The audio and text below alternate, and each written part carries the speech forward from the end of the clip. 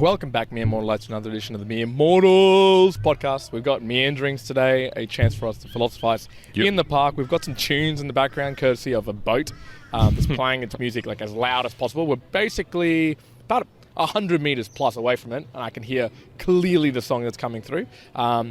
We've got one over here, Karen on the other side, over there. Meanderings is just a chance for us to philosophise, talk shit, talk whatever we want to, and hopefully give back some value. But of course, we're going to kick started. I'm actually going to call you out. Oh shit! I definitely need calling out. Like I'm going to call you out, but I'm going to call you out positively. Okay. I actually genuinely had a quick look at one of the meme images you put together for one of the thumbnails. Okay. And it was the one where I think the dad came in being like, "Oh, I'm disappointed in you," and stuff like that. And I only realised how much effort you'd put in to put the face and stuff like that. And I was like, "Oh man, that is excellent." I was like, "That is so good."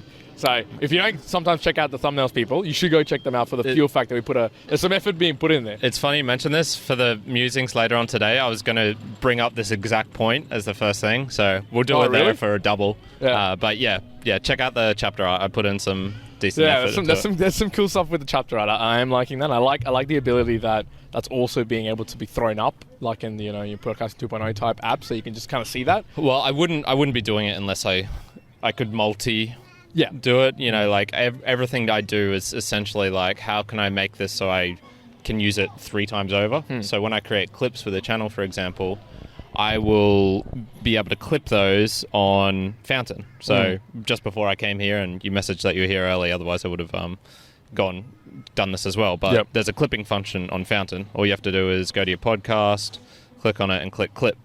And so then you can create like a little audiogram from here. And then you can view other people's audiograms, and it's good for sharing on Twitter. That's brilliant. Other places. That's actually brilliant. That's really, really cool. Oscar created one of the Value for Value podcast of all things like a week ago. Wow. And shared it. I was like, oh shit. Oscar, mate, you're doing some good things. Yeah, you're doing good things for the world out there. So with those, it's like, unless it's going to be shown on the podcast apps, I don't want to create it solely for YouTube as well. And honestly, I probably should be putting up like a best of the week on a blog post or something like that, like best of the week memes. That would actually I think it would be a good idea. So, all right, my first point that I wanted to ask you today about was philosophy. So we often say we're philosophizing in the park. We are in the park, and we do often philosophize. Yes. You've been reading some philosophy books. Some have been good. Yeah. Some haven't been. A lot haven't been. as good. I wanted to ask you the question, point blank. Do you think philosophy in general is a good thing? Do you think philosophizing is a good thing? Yeah. I mean, it's sort of fun. Like, it's a way of thinking, in essence. Whenever I come across, I've really been digging Eric Voorhees recently. I've mentioned him of Shapeshift fame. And he's very much like a libertarian, and I just found a podcast where he's talking about libertarian values. Now, I've heard most of these arguments before, but it makes a lot of deep sense to me, and I think guides a lot of the principles that I have and what I choose to do and won't choose to do in the world. So one of them is the use of force. I really hate violence, and that's pretty much right at the core of libertarianism. Don't use violence. So how can I then use those in my everyday life and those principles? And it does change my actions. If I ever find myself fantasizing about that dickhead cut me off, or man, I'd love to be aggressive against this person, it helps to be haven't you decided that's a bad thing, Karen? Do you really want to spend time dwelling on that? And I think that shows in my actions as well. Okay. I've yet to punch anyone in the face. Well, that's true. For everyone out there. But to play devil's advocate, could you? Because I know you've read some which are pretty, I wouldn't say terrible, but they're maybe hard to understand, hard to read, and maybe what you consider okay, that wasn't useful. That wasn't actually useful to read. Maybe it wasn't even useful to it being conceived. Yeah. Maybe the theory behind it. Could you play devil's advocate on maybe there are some reasons why philosophy actually wouldn't be useful here? I think the only really valid argument that I could come up with is if if the idea is so captivating that you can't help but love it, I guess. One of the things I would say is, the smell of bacon. I think even vegetarians love the smell of bacon. You reckon? I've heard a lot of people if in terms of smells wise, I think bacon's right up there with inarguably one of the best smelling things. Well, I mean, maybe it's supported by why is there lots of vegetarian, vegan products that are supposed, like, bacon? Why are they trying fake meats, Why are they trying to fake bacon if it's, if it wasn't that great? Just eat your bloody vegetables. Come on, people. And so, if it was like so compelling, like the smell of bacon was so compelling that you can't help but fall into it. So the antinatalism, I don't know if you've heard of this one before. So that's where it's essentially advocating, very good, that you shouldn't give birth, you shouldn't have children, essentially, because each child is a detriment to the world. Like, their life is worse. Yeah, it makes every life worse because more lives are being created, essentially. Yeah. And there's something to, I don't know if it's exactly that theory, but it's like the philosophy that you come into the world and it's like a negative, like a net negative actually than a net positive. So like creating lives actually like a net negative in some ways, shape or form. Yeah. Now, I don't personally believe that. I think it's a pretty stupid idea. But if there was if there was something about it that was so compelling that it was like everyone couldn't help but follow this, I think that would be a bad effect for philosophy. But I don't think that happens. I'm really not sure there's any ideas that are so captivating. But you could make an argument for the 100 million people killed by communism that philosophy, the philosophy of communism, was bad and should never have existed, and there would have been like a righteousness to quashing down anyone who proposed that idea or gotcha, okay. Yeah, so I think that kind of, but even then I would say the other principles of like non-violence take over that. Do apply. I mean, I guess where my question came from was in part, and I was saying to you earlier, I was listening to Lex Friedman talk to Lee Cronin, and not that they were, I wouldn't call it philosophizing. I mean, they were like just riffing on so many different points, and it broke my brain 10 times over. Like, if you want to listen to a podcast where you're like, okay, I am 100% of me immortal and I have no idea what's going on, listen to that podcast. Yeah, gotcha. I can guarantee you, unless you are like a deep physicist or chemist, you have no idea. Yeah, like, and have like studied particular words for years. Like, I was listening to it, like it would take me 2 minutes and I would just like lose what's going on, revert back like a minute, re-listen to it. Yeah. Then like listen to Lex being like, hold on, we need to break this up like 20 times because it's like so complex, and I'm just like, I have no idea what's going on. Yeah. But so they were kind of like riffing on ideas. Not that whether like it was theories, his theory, his thoughts. I guess you could call it philosophizing in a way. But what compelled me was like, is it useful? Because I think a lot of people would say like, well, that's not useful. I'd say a lot of the bulk of it is not useful. I guess maybe that's where the question was coming from. Is like, is it really useful to philosophize? I think in the major part it isn't, but it's a lot of fun. Yeah, I think it's a lot of fun to philosophize. But it isn't useful. Just like watching a random show on Netflix isn't useful. Is per se that you're just like using it so you're not bored or you're doing something active. I guess philosophizing is in that would fill that gap. It's like it's a bit of a maybe not like a fun. Perhaps like I wouldn't define it as like, oh yeah, it's a fun thing that we would do, but it is something that maybe enjoyable that you might do to pass the time, like you would watch an episode. So I don't think it has to be useful. You don't have to be doing things that are super useful. So you could philosophize and not be useful, but it's still engaging and fun to have that conversation. Yeah. The other maybe negative I could say to it is, if you think that you're actually making something better, like if you think you're making yourself better, or you're like, oh man, I'm reading all this philosophy, I'm getting so into it, and not practically implementing a single iota of it, that is almost as useless as trying to pick up girls and thinking just about the theory and never doing a single approach. Yeah, like the action itself is like a very strong point to it. Yeah, there's I think the word is like omega male, or is it sigma male? I can't remember. There's like this. So many. I was watching like a really funny video about this, but it was like the sigma grind, alpha, beta, sigma, omega, and there's one more. There is one more. Yeah, capsule or some shit. Yeah. The sigma grind set is like. It's always like photos, videos of the guy from Breaking Bad, for example, just beating the shit out of some, beating the shit out of some kids because they made fun of his kid who was disabled or something, and it's like Sigma grind set, beat the shit out of kids. No, so but the Omega one is like intellectualizing everything, and so thinking like, why, if you talked about we went out last night. if I'd said like, oh yeah, I chatted with this girl and like I danced with her, and he's like, oh, did you implement these 5 moves, which are theoretically the way to go? I was like, no, I didn't, but they wouldn't have been appropriate there, or it's like, oh, that's a rookie error, and that's why you didn't get the girl, or something like that. It's okay. Whatever. I couldn't. I mean, I don't think I've met a person who has been like that across for a lot of things. I'm sure there is. I've met plenty, like online. Maybe like 1 or 2 people, not necessarily related to game, but related to other things, like a martial artist who thinks they know tons of... well, actually, I'll bring up this point, unless you wanted to talk more about philosophy. No, keep going. Okay, sweet. So one of mine was like, I've met a couple of unique characters last week. Yes. So when you go to the Bitcoin events, like I did, you're going to meet some interesting cats for sure. Yeah. The highlight of it was I chatted with this one guy who was an American. And he was relatively liberal, I would say, like, sort of hippie-ish in a way, if I had to describe him, or at least like off the grid. And he was saying, man, I've been in Australia like 9 years. It's the best here. There's so much more freedom.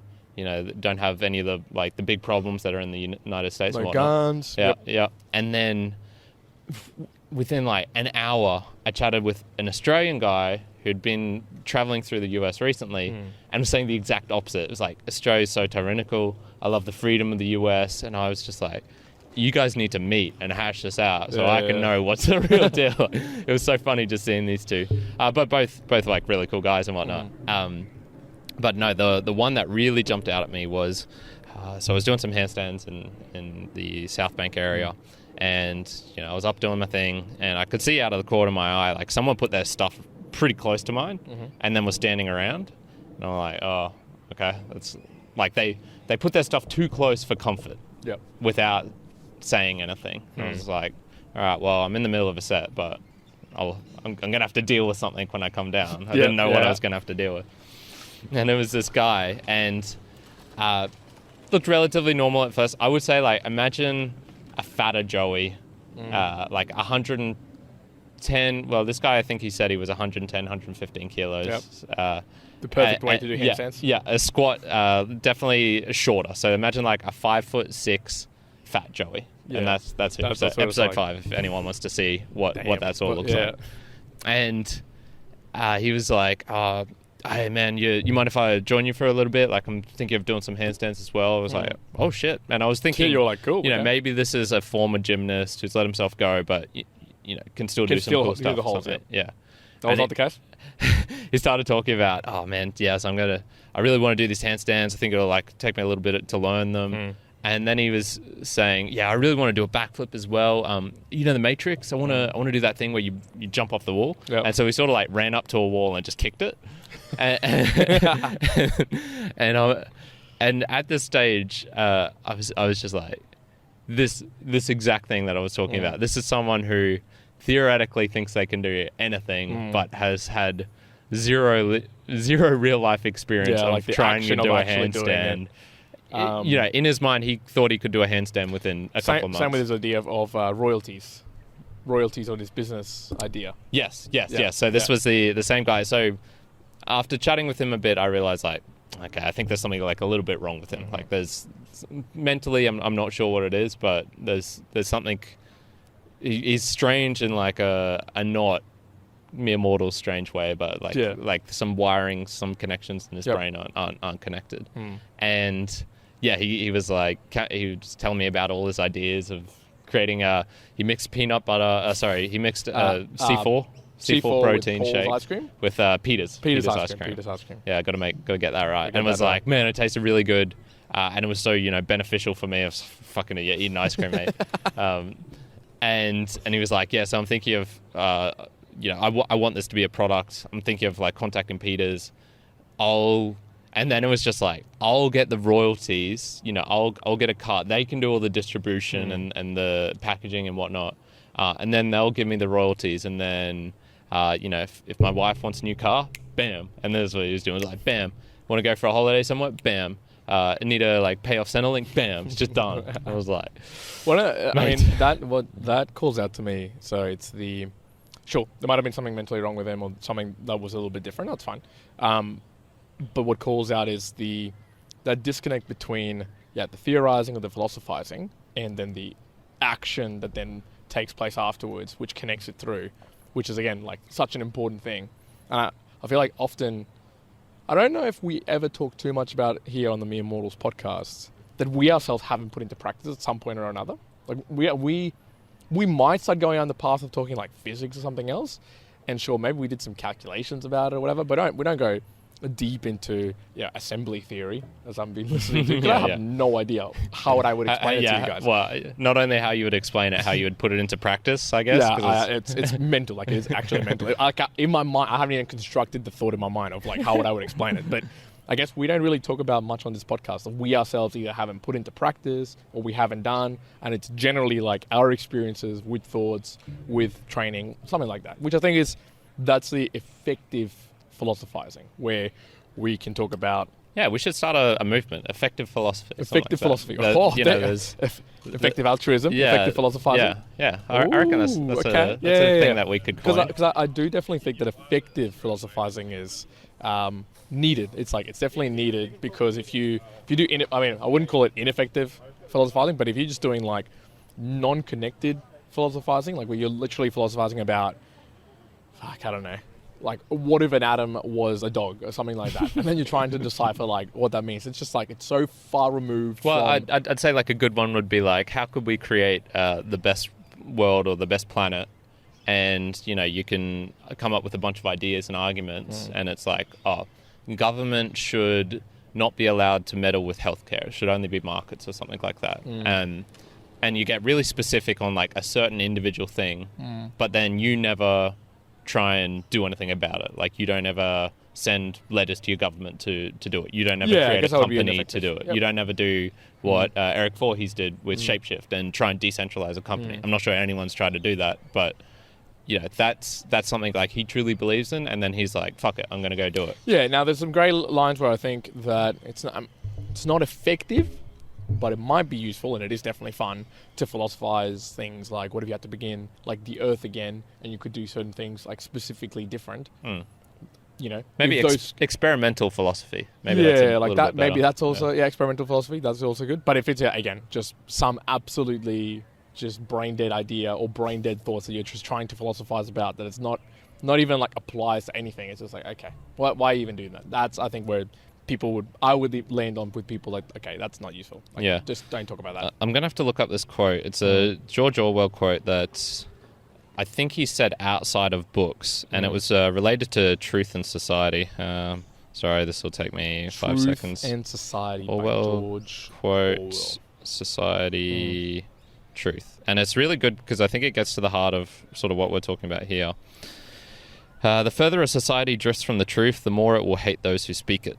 And I think that's pretty true. So the more a society becomes like uncoupled from the like financial system, and it's like I'm picking on this because it's something I've been looking at a lot recently. The more it will start to hate those, i.e., like Bitcoiners and crypto people, because they're speaking the truth more. Or like Edward Snowden, for example. Gotcha. He and Julian Assange, like the way that those two have been treated is like the most disgusting thing ever. That is the most talk about the word hero. That's the type of people I'd put in the hero category. And they are some of the most vilified people that you can imagine. Like, Snowden would have traded to our country, blah, blah, blah, blah. I was like, no, he was just traded to the... this I'm stealing from Voorhees. He was a trader to the US government, but is like a hero, a patriot to America. To America, sure. Yeah. Because it's trying to like release the truth in that sense. Yeah. It doesn't take away that he is, I guess, the bad guy in some context. Like, it isn't to say that he isn't the bad guy. Well, in some he lied. context. He said he would never say this, reveal these truths, and then he did. So like, I get the bad guy context, I get it, but I feel like the good guy context is just completely like evaporated and just been replaced with only selectively seeing it like, vilify him, he did this, but it's like, hey, he did share a lot of things which nobody knew and actually was useful to know. Like, it was a good thing that got exposed. Yeah, and it's not like everyone... I think like a good metric for this sometimes is what it would be if you picked 5 random people from the street and you said, Edward Snowden, what would their reaction be? And I think it would be a negative one on net or Assange I think so too. as well. Yeah, I would say so. And that's where it's like, I'm sure many people do consider him a hero. It's not that everyone hates him, but it seems like those who have no idea about him, only like periphery, that's the feeling they get towards it. I mean, the hard thing there though is that you only construct the picture of who the person is by what you've been told that they've done, and maybe like knowing exactly what they've done. So like what I mean is, like say Julian Assange, you know that he took certain actions that were probably some illegal, so that's why he's being like persecuted, but he did try to share the truth. So there's that aspect. But then you get like who he is or everything else from the media, right? Like that's all you can really get. There's no money. Like you don't know him personally. You have no idea what he's actually like. We can't really state whether he's like super evil and was doing it for evil intent, or he was doing it out of like completely, goodwill or whatever. Like you can't call it out for certain. So I think that, the general consensus might just be like whatever the media paints it to be. I think the disconnect there still is like, I think many people don't think that through to go, oh, yeah, that other side of the story that I'm not being told, which I guess is hard for you to know, but then it's hard also to conceive and then put it in front of you so that you get out the question to kind of slow down and think about like, oh yeah, okay, I've been told this, but I can see that other path. I guess I'm coming from I forget the name of his books. I didn't enjoy that much, but it was William Hill's Rogue State. William, whatever it is. Dude, you read that a week ago. Oh, I know. It's a Rogue State, but I can't remember the guy's name. I can never remember it, and you read it a week ago. A week ago, dude. So a Rogue State, but it is a Rogue State. That's funny. But that's the really fact funny. that like it just like showed obviously the other side of the coin of here's all the atrocities that the US has done and all the things that the CIA have been dealing with and all the money that they've given to all these blah, blah, blah, blah, blah, blah, right? So you're going to go, okay, here's all the other facts that you don't normally see in the media, normally don't get talked about. They're there. But once again, like if I just looked at it in that perspective without a disconnect of, maybe there are other things, like it would really, really flavor your views in a particular way. So I'm sure that if the media had said nothing about Julian Assange, but then all the good things about it, like, wow, we've been able to share this, like he did it out of his own goodwill, he's been, chased now for this, but he like shared it, I think then people would be like, oh, yeah, what a great guy. Julian, it's just whatever's available of information. Yeah. The reason I wanted to bring this up in the first place was, I think for us, finding out the truth is really only going to be done by implementing things in practice. So, am I going to find out about meditation just by reading about the psychological benefits of it, the studies that other people have done it?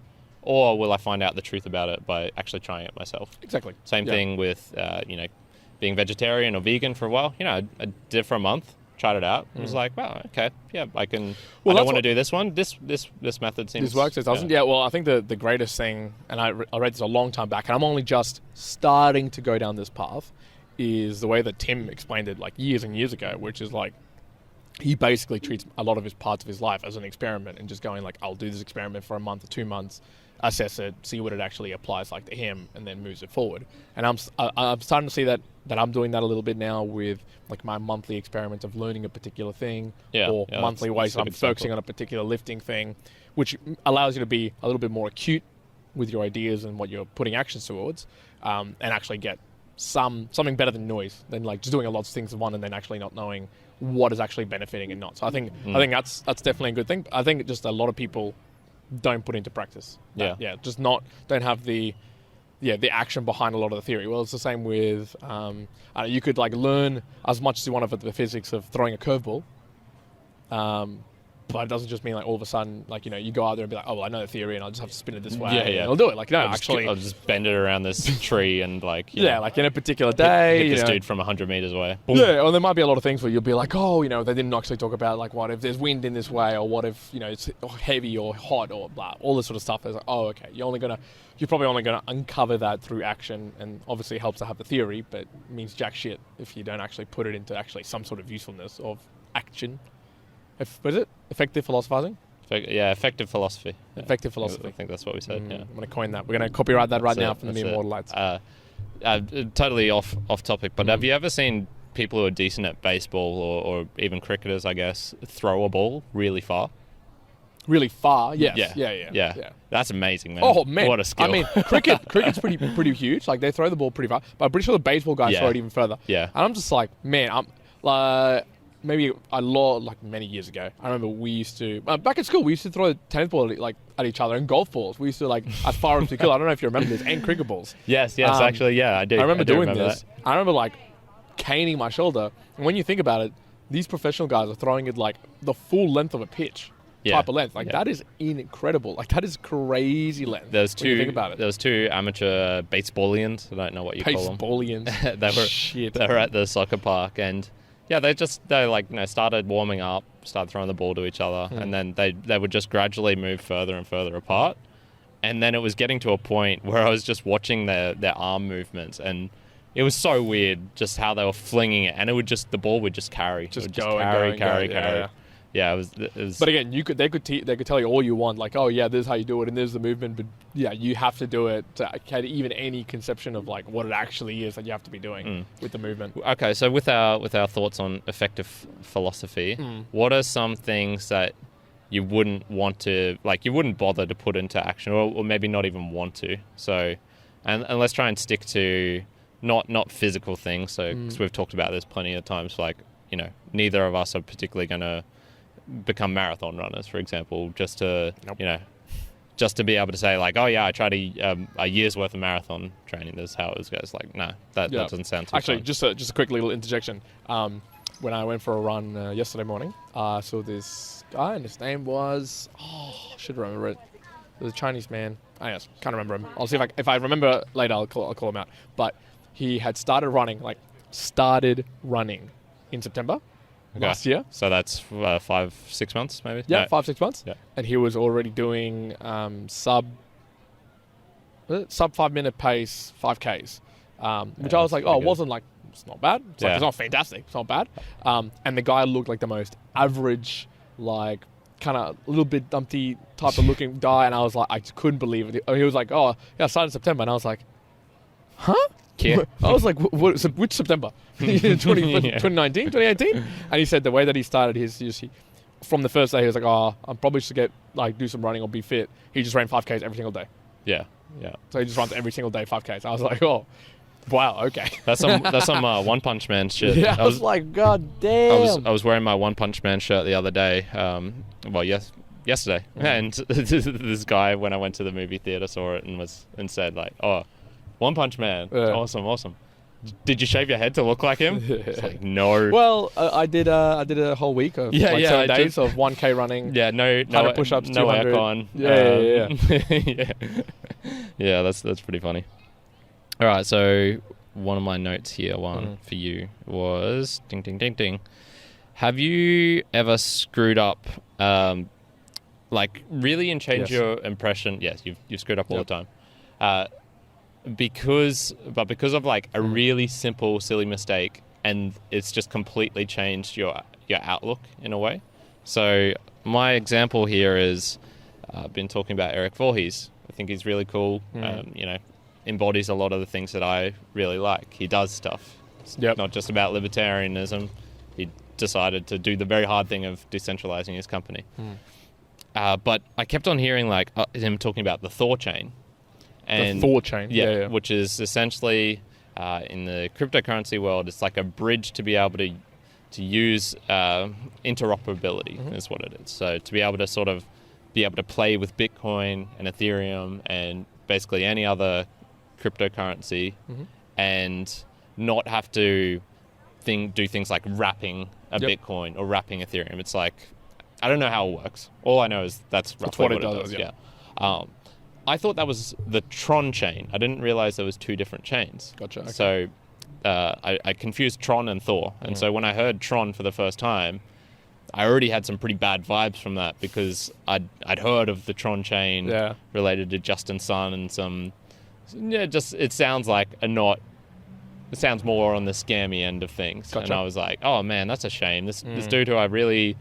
thought was cool. Talking about this thing that I thought he had like a lot of really great points, and then he's fucking around with something that I'm pretty sure is scammy, or like it's not something I would want to touch. And I was like, oh man, that's a bit of a bummer. And it was only like by pure luck I saw another video somewhere else, completely unrelated, and it was like Thor chain, and it just popped in my head. I was like, wait, that's different. That's not the same thing as Tron. That's a completely different thing. Yeah. And so it like in an instant, my perception of everything of him just skyrocketed. I was like, holy shit, okay, he's way better than I thought he was. Yeah. So yeah, have you ever had a moment where maybe like a realization, so just where a piece of information is just completely, it doesn't even have to be like you were wrong on something, but like a piece of information has just completely changed the whole dynamic of what you thought?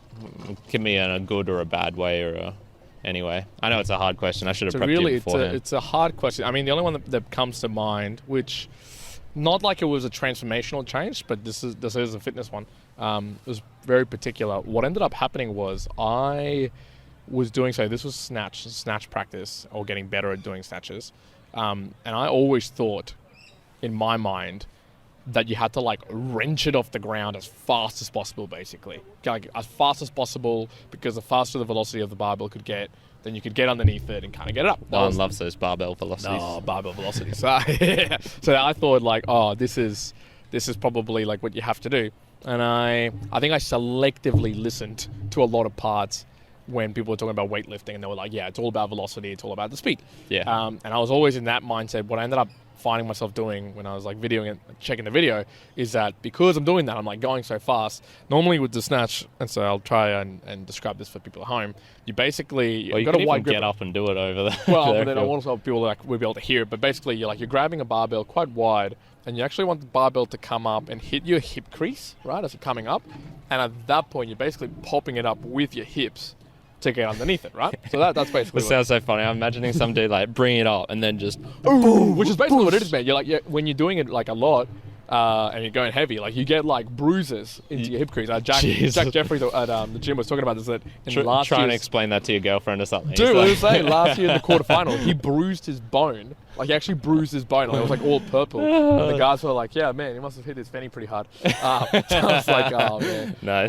But yeah, so with that sort of movement, I thought you basically like yank it off the ground as fast as possible, like try all you can, like as hard as possible to get into that hip crease and just like smash it over. And I just always thought, but I kept seeing on the video, I'm like, oh, I see my arm just like yanking this thing. I'm not even like going off the hip. And I was struggling to get, anything beyond 70 kilos. Like, that was like the heaviest thing I could possibly go, until two things. I think one, there was a guy called Riley at the gym who also does like international weightlifting. And then watching a couple more videos, people talking about him, and even doing some classes where they're like, yeah, basically from the ground to the knees, like it could be like as slow as possible. Like that's actually, that you shouldn't have the velocity or speed at all. It's once you get past the knees and you kind of got it there's where you speed up into the hip, and then the really quick power to get underneath it. Whereas the whole time I was just like going as fast as possible from the floor, right? And that was like almost an immediate change, because immediate change in the fact that, okay, I changed the way I was trying to do it. And yes, it took a few sessions for that to get like built into like my normal way of moving. But then straight away I was like PBing like every single time I was doing it. So I was like, oh yeah, this is like what you're actually supposed to be doing with this movement, not like yanking the bar as hard as possible. So that changed my mindset on that like really quickly. I was just like, oh, of course. Yeah, one of those pure form checks, and you just go. Yeah. I think a lot of times those form checks. I mean, I don't have a lot of other movements where like, I mean, from a gym perspective that I haven't done now, that it's like I'm going to have such a crucial change to it. Yeah. But there's probably going to be things still in my mind, like maybe some handstands, maybe a few other things where there'll be a crucial change and I'll go like, oh, man, of course, like that's what I should have been doing all along. So that one was one of the clear ones, the very, very clear ones. I'm looking forward to so I don't know if you can even do this right now without the barbell, but again, what I'm trying to do is when you lift up, you're doing, say, a clean, right? So clean is basically you're like launching it off the ground, catching it basically on your shoulders. I still can't hold this so that I let the barbell rest on my shoulders, right? And have my like elbows up. I can't do that right now. Yeah. From my shoulders or like clavicle? I don't know. Oh, no. So, it should be a clavicle, right? Okay. So like mobility perspective, I know it's not there, but I don't know if it's like mobility in the lats, mobility in my shoulders, even the fact that it's like my arms like literally simply physically can't like get down to the bottom. Yeah. I don't know. But I'm expecting that at some point I'm going to be taught something, or someone's going to tell me and be like, oh, actually it's because of this. And I'll be like, oh. Yeah. That's what it was. So yeah, I'm waiting for that too, for the penny to drop on that one. Yeah, well, I actually had a little moment this morning when doing some German practice, and the word kindergarten came up, but it came up in... Kindergarten. Yeah, but it came up in the German sense, and so I was having to translate this sentence, and I was like, oh, I know that what that is. Kindergarten. Kindergarten. But I spelt it with how I'd always spelt it my entire life, with a D. Kindergarten. You're putting your children in like the garden. It's No, it's spelt with a T in English as well. Kindergarten. So I've been saying, not only have I been spelling it wrong my entire life. You also thought it was kindergarten. Kindergarten. Yeah. Kindergarten, not kindergarten, with a T. Kindergarten. So that was, not a huge revelation, but it was just, shit. Yeah. I don't think I've really used that. I've just spelled that word out ever. Yeah, I know. It's one of those ones where it's like, I probably, there's a good chance I've never spelt it out, but that's how I would have spelt it out. You would spell it, I think I would have too, actually. I think I would have too as well, kindergarten. And then it came up with like a big error message being like, wrong. The other one, which I'm not sure I've ever told you, was when I was first learning how to drive, my mum and dad decided like I should learn in a manual. And the car actually, Bluey, that I have now, she is, my mum bought Bluey because they wanted a manual car for me and my brother to be able to practice on when we were hitting the age of 16, right? Yep. In Australia, when you can get your start to get your L's and start to your drive. learners and whatnot. And so I was driving with them for a while, and they'd teach me things. We started off in the car park late at night, just waiting for a huge branch to fall on us. Yeah, 100%. Going around the car park, avoiding shopping trolleys and shit like that, and. Eventually got to the stage where, I'm starting to go on the roads a little bit. I'm still super nervous, just like almost freaking out all the time. But, I got to a reasonable stage, and I probably put in, I'd say like 50 hours of the 100 hours I needed before I could go for my test. And I was always struggling sometimes with like coming into turns, breaking into like a T intersection and coming into something like, basically any time where I'd need to slow down pretty rapidly and then be like slowing into the turn, so not accelerating into the turn but coming into it and needing to like take off pressure. And that was because I had thought the entire time, every time you needed to press the brake, you needed to put the clutch in. And so I was essentially lifting my 2 feet off of the floor and like fully like, imagine trying to be able to, turn a car when you have no stability, that third point of contact with your foot on the floor, like nothing to press into. So I was, like literally trying to turn like this every single time. And a bunch of times I would come in and I'd like hit a grate or some shit because I just had no idea. I could just imagine you pivoting like as you're driving too, just like shit, I would do that forward, as well. I would slide. And man, it was just just one day Dad saw me doing it, or I asked him in particular, like, how do you make sure you don't slide when you're doing that? And he was like, you don't need to press the brake. And I got so mad at him as well. I was like blaming him the entire time, but I'm sure he never said press the clutch in. He would have probably said like press the clutch in when you're braking and needing to downshift or something like that. So that was definitely a revelation of okay, this makes a big difference. I did not know that. Anything else for us, Karen, for me and more lights at home? Yeah, I think I had one more. So I wanted to ask you. So what do you think would be like the biggest thing that would stop what I'm guessing both of us believe is like the future of cryptocurrencies and blockchains and if let's just say in like 10 years time none of them existed, what would be the reason for them not existing? Gotcha. I think two things come straight away to mind. One is the fact that Apecoin came out just recently. It's already like a top... Apecoin. Have you not heard of Apecoin? You might have It'll make sense. It'll make sense, yeah. obviously, why it's called Apecoin. Oh, it's yes. the coin from Bored Ape. Yeah, yes. So it's already a top 25 coin. It'll probably become a top 10 coin, and everyone's going to become millionaires who are basically on Bored Apes. So you're saying I should ape into Apecoin? Well, not anymore. Well, maybe into Apecoin. But I think if a coin like that, or like... That's a pretty big deal in both in the NFT space, and it's starting to make like grounds obviously as one of like being a top 25 coin. Like that's pretty decent, right? But I think if something like that rugged, or if something like that could pulled out, like say however you pronounce it, Yuga Labs, if all of those guys all of a sudden were like, oh yeah, we're not doing this anymore, walk their way, or with like hundreds of millions of dollars, everyone just like, the coin crashes.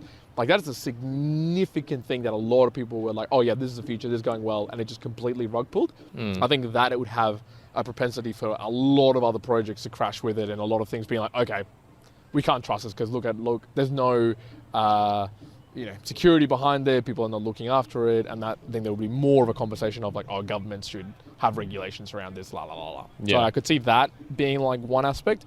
The other aspect, though, that I could say would crash things would be really heavy government regulation. So I'm thinking of the likes of, let's just say a hot war happens like across different countries, and there is government mandated stuff that goes, like they put into play, not just with like currency, but they go, yep, all of a sudden, no, you can't transfer or utilize any of your crypto money.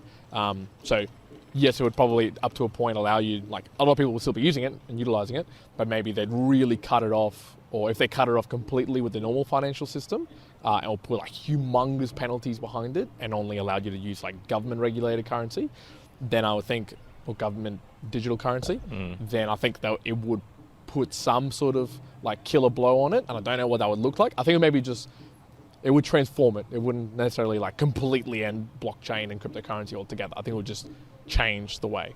Can I imagine like in 10 years it like wouldn't exist anymore? I don't think so. I think it's like it's already out of the bag. I don't think you can stop it at this point. It might transform into something else. Like, if it's government digital coins, it's still blockchain and cryptocurrency. It's just controlled in a different way. I don't think you can put the genie back in the bottle now that it's like out and created though. Yeah. What would you say? Yeah, when I look at these things, and this sort of came up to me when I was at the Bitcoin event. So these dudes they're pretty, like, these are the real libertarian types. So it's not, everyone there is almost there for an ethical reason, not because they want to get rich. And the questions being asked of... Do you reckon those people last night that we saw out and about showing us their crypto portfolio were there for getting rich? Or? No, they're 100% libertarian, those girls. Long story short, we were at a club, and the topic of crypto came up somehow, and then I demonstrated have you seen my crypto portfolio thing, which is like a super funny video. And then these girls lost their shit and started actually showing us what they had in their portfolios, which was like $43 and 23. I think it was fantastic. It was fantastic. Shout out to those girls. They watched this. That was a really good moment. That was so funny. But no, these were people who were asking serious questions about and the energy use of Bitcoin. I'm really hoping to actually have Has McCook on the podcast at some point. He's tentatively agreed, so we'll see what happens. But I think talking about effective philosophy, I think this will tie it all up nicely. Bitcoin is amazing philosophy, like philosophically wise, and I think like ethically wise. It has so many good points, and the code itself, it reflects this as well. Yep. I think that's undeniable. The thing will be the actual uptake of it and how people respond to it. So a couple of things that Has was saying, for example, was one of the ways Bitcoin actually almost traps people is if you're a miner and you buy a machine, that machine can only be used to mine Bitcoin. Like, it has no other use. Like, you can't use it for data centers, you can't use it to build a company, you can't use that computing power to solve difficult mathematical equations or anything. No, it's just a brute force checking machine to try and guess a random number or random string of numbers and letters and whatnot. And he was like, one of the ways Bitcoin traps people is as soon as they're in, they can't really get out, because then they've got this machine that's useless for everything else, and you have to turn it off and on when it makes sense market-wise, but you're basically always going to be in Bitcoin from then on. Yeah. And I was sort of thinking like, oh, okay, that's really interesting. And he made the point, it doesn't matter if the miners believe in it or not. They're doing what's necessary. And I was sort of thinking, I'm not sure that's enough. I think the people need to believe in it, and they need, and sort of like you were saying with the rug pulls, if a significant portion of people tried out crypto for the first time because it was a funny Apecoin or was related to NFTs and art or something like that, and they just had a terrible, brutal experience that ripped them of significant sums of, hard-earned money, i.e. like work and time and feelings, and that's sort of all getting into what money is. I think that psychological reason would be enough to make it a non-effective philosophy. Yeah, so good point. It could be just something that's a really great idea. Man, I wish we'd implemented this. Man, I wish we'd implemented micropayments when the internet first started. But it didn't happen, and potentially might not happen. Another example is I was moving my coins off exchanges, and Jesus Christ, it is fucking scary. Like, to this day, it is still scary for me to be moving money, significant sums of money off. And I was just thinking, like, I don't know if Bitcoin would ever become effective because it sort of needs the self-custody. Like, you need to be self-custodian. That's how you ensure the decentralization, I guess, somewhat of that's what the point of Bitcoin is. Like, you don't want single entities being able to say, this is the money, this is how you use it, we're going to behave with it like this. And I was just like, I don't know if the world is ready. I don't know if everyone can handle this level of responsibility. Yeah. And that might just take away from the whole concept of Bitcoin as decentralizing. Like, the responsibility aspect might just crush it dead. I think that's a good point, because it's very much a shift. You have to shift the way that you also think about how you want to utilize, transactionally your money. I guess it comes to a good point, and I know we talked about this in the past, but like I say, your dad's not done with money, and he probably sees cryptocurrency in a particularly different way. But to him, that fact that you have to be like self-custodian to move your money and have that ability to like completely lose it, that would be like, man, I don't want to partake in that shit. You know what I mean? Yeah, I'm not sure if it's a responsibility for him. Like, if I emphasize that fact, I think he'd be okay with that. I think it's the grounding behind it, like the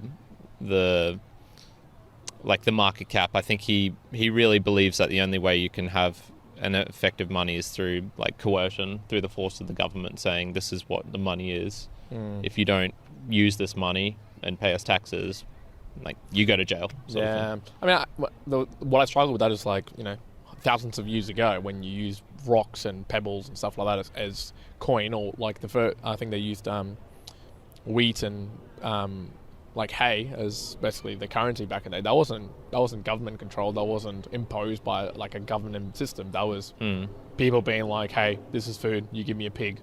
That's what we're just bartering with. And then small markets came up. That came from people that didn't come from a government. So I think you can have a marketplace that's not forced down your throat by a government. I think it helps. I think we've been in that state for hundreds of years. It's not to say that. And I think, actually, it's probably, just to summarize it, I think it's a very good point, because the financial system, or the system of the government providing money and the government controlling currency, has been around for hundreds of years. This is literally the first generation, but that's changing.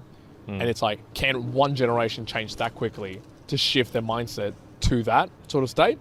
Or is it, no, it would take so much longer for the humanity to change that mindset, for it to be too slow to uptake cryptocurrency, and for something else to come in place and take it over. That's the other thing, actually, that I was going to say was, you said in 10 years, what could end it? Could there potentially be something new, right? Bitcoin's been around since 2009, right? So that's 13 years, right? What if in 10 years something else comes along that's completely new? Haas is funny, because he's looking at things and he's saying, like, why do you need a 10-minute block, a block time for Bitcoin? Well, that's because when we're on the moon, we need to be transacting like that. The question then goes, okay, if we're in Mars, how are you going to be able to? And I'll actually ask him that. Yeah. That's well, it's like, would blockchain work interplanetary?